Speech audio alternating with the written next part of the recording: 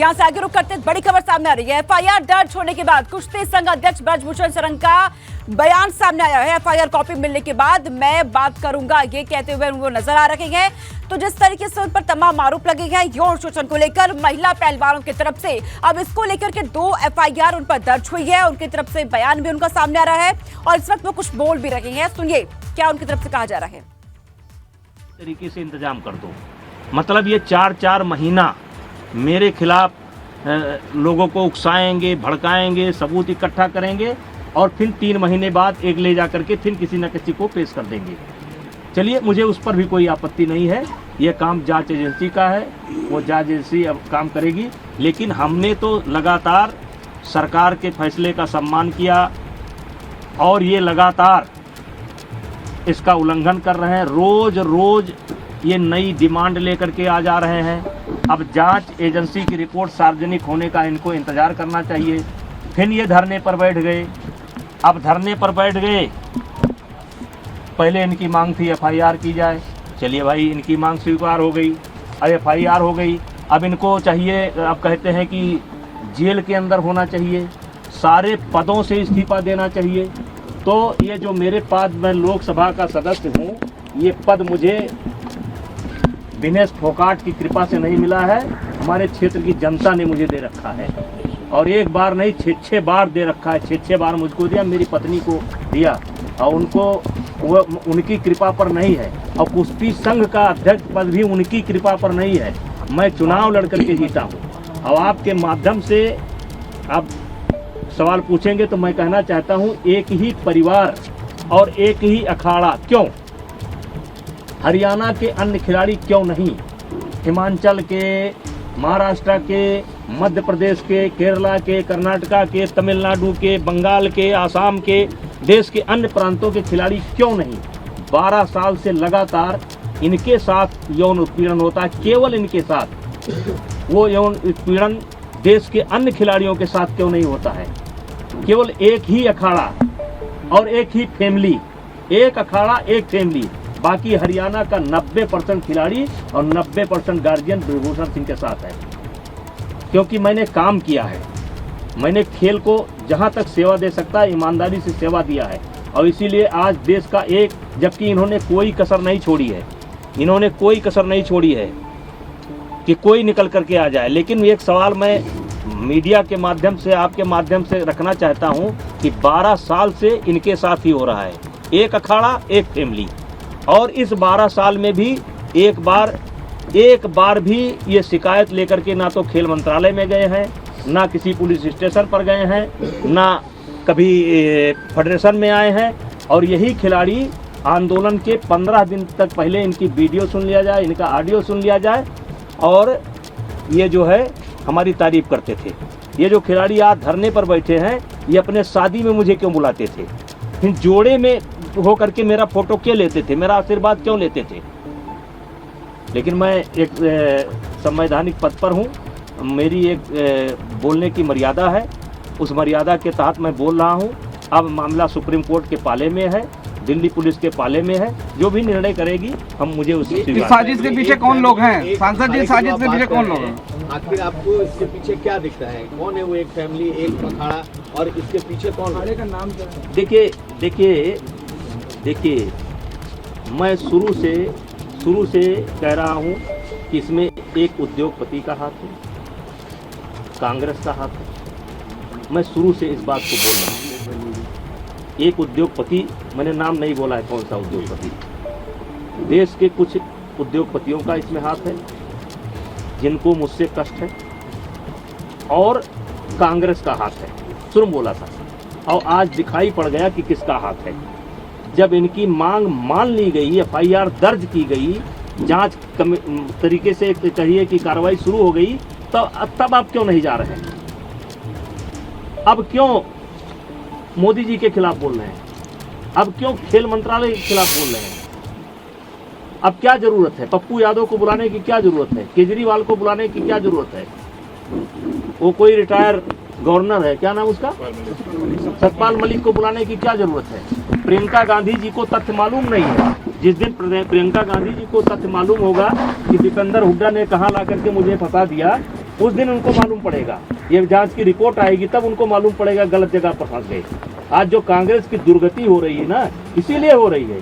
कभी वो surgical strike पर सवाल उठाएंगे, कभी एयर स्ट्राइक पर सवाल उठाएंगे, कभी कोरोना पर सवाल उठाएंगे। अब पूरा मामला पता नहीं क्या जंतर मंतर पहुंच गए। जांच का इंतजार कर लेते, दिल्ली पुलिस की रिपोर्ट का इंतजार कर लेते, तब जंतर मंतर पहुंचते।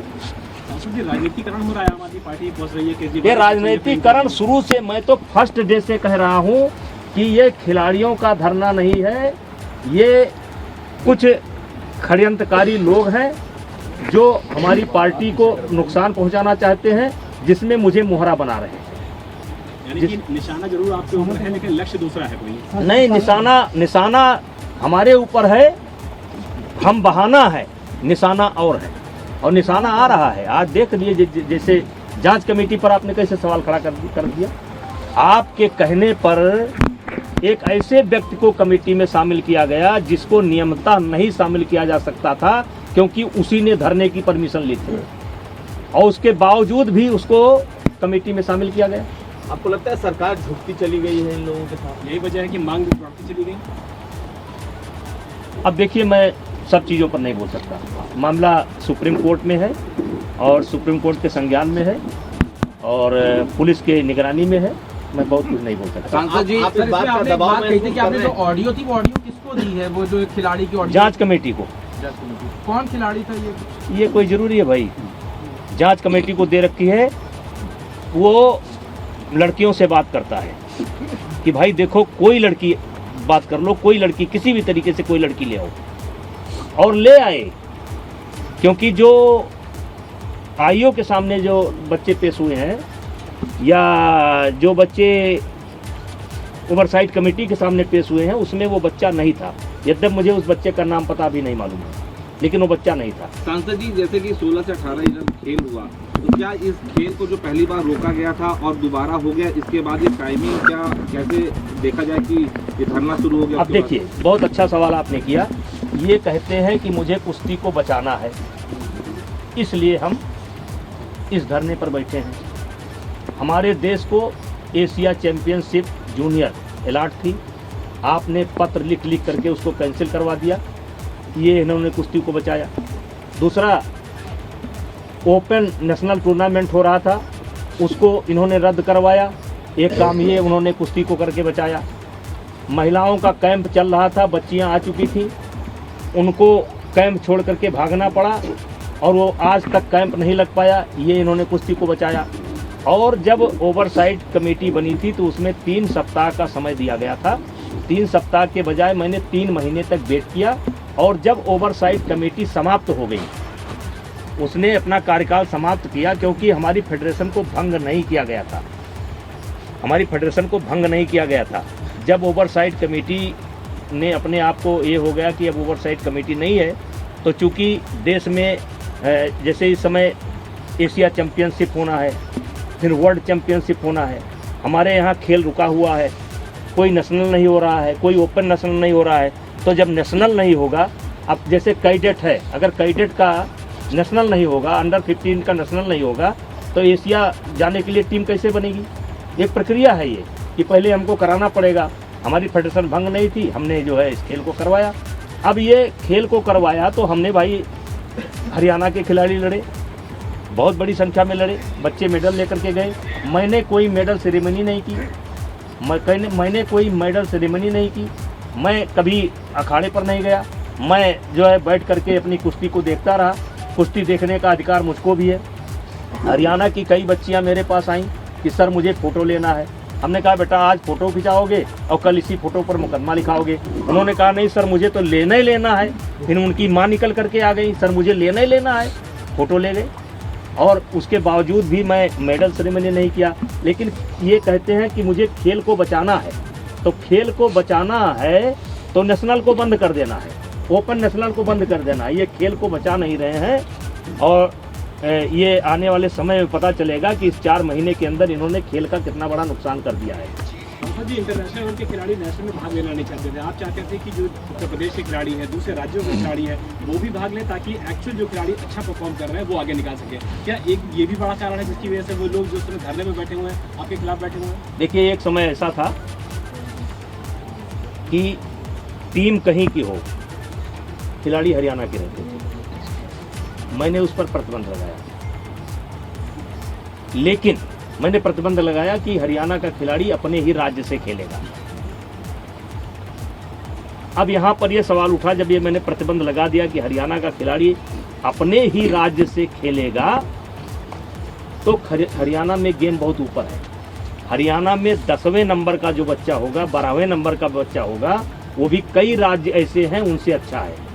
तो अगर हरियाणा को टोटल हम ब्रेक कर देंगे कि एक खिलाड़ी हिमाचल से ही खेलेगा, एक आसाम से खेलेगा, एक ही हरियाणा से खेलेगा, तो इससे हरियाणा का यानी कि खेल का बहुत बड़ा नुकसान होगा। उसकी मैंने एक व्यवस्था दी, उसकी व्यवस्था दी कि एक नेशनल होगा जिसमें अपने अपने राज्य से एक खिलाड़ी खेलेगा, जो अपने राज्य का गोल्ड जिसके पास होगा एक खेलेगा, लेकिन खेल का नुकसान ना हो।